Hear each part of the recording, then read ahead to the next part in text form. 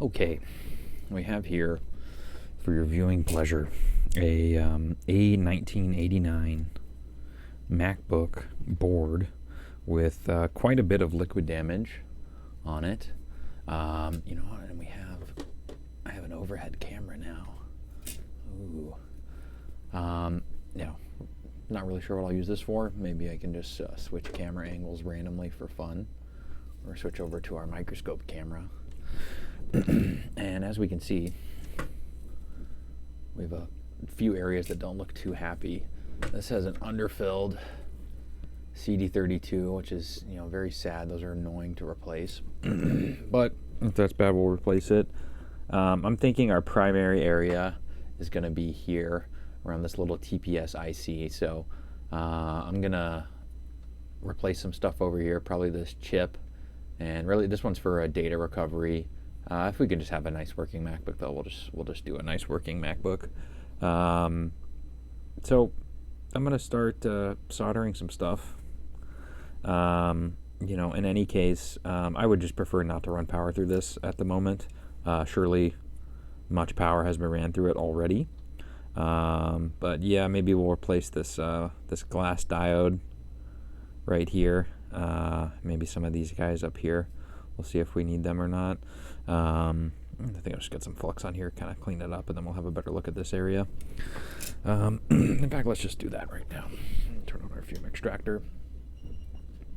Because we can already see, well, there's, something's not happy over there. So I'm going to just do a brush and alcohol first. All right, and if you're doing this at home, I would, generally what we'll do, now I try to just record videos for stuff, but sometimes I'm doing a board repair and I have too much shit to do, so I don't record them and I just get through them really fast without explaining my own thoughts to myself.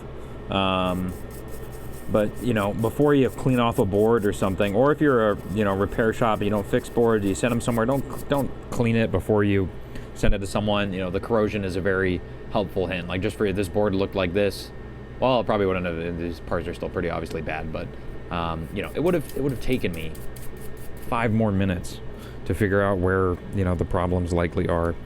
But now we can kind of get a better look at this stuff, and we'll replace it.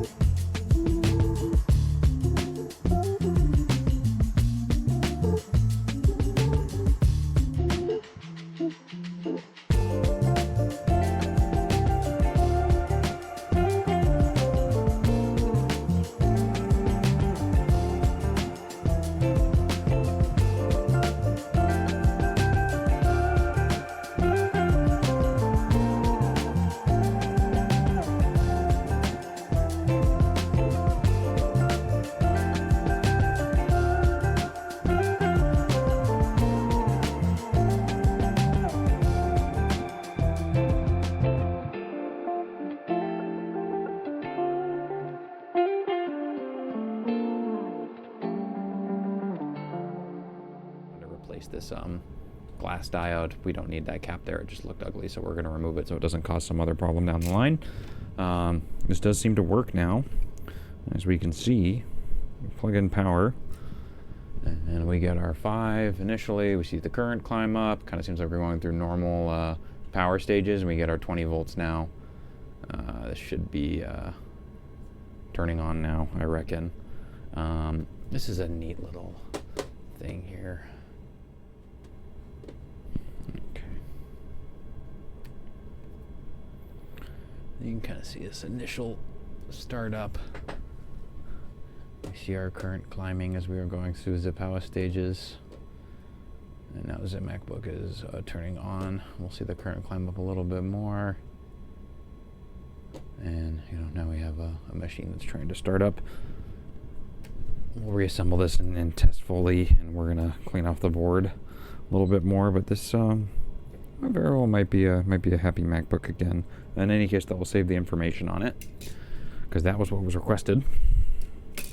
If we have a happy MacBook too, that's a nice bonus. All right, we have the MacBook back together now. We already logged in the machine and just did a keyboard tester since liquid spilled through the keyboard. We want to make sure every key's working. They are. So we're just running Apple diagnostic mode now. Pre M1 machines, you just hold D on startup. I actually forget what it is on a M1. I would Google it if I had an M1 on my table. The Apple diagnostics mode, it's a good little stress test. Just kind of, we don't have anything to like kernel panic and crash randomly if someone's doing something. So no issues found. Wonderful. I'll have to cover that serial number in post. That's why I have the little sticker in the lower left. But MacBook is happy now, and can do its MacBook duties once again. Another one bites the dust, as it were. And we'll see you guys in the next MacBook video. Have a blessed day.